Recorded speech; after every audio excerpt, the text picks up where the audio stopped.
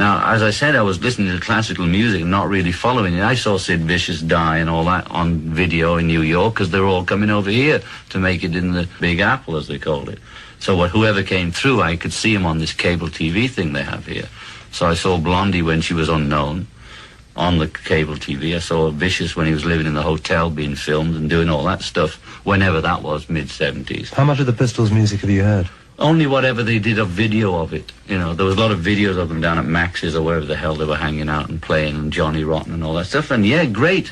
To me, initially on Impact, seeing all that, I thought, oh, that's how we used to behave at the Cavern before Brian told us to stop throwing up and sleeping on stage and swearing.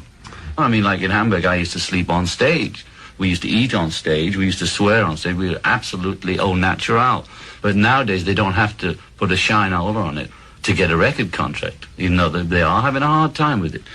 But still, yeah, I think it's great.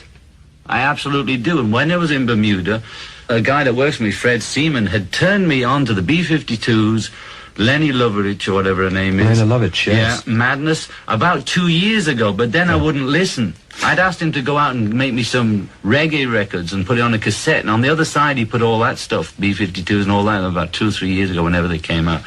And I wiped it out, didn't even bother listening to it. I wasn't interested in anything other than what I was doing. But in Bermuda, I said, Fred, what was all that stuff you give me? Go and get me it again. And he brought me Madness, B-52s, Pretenders.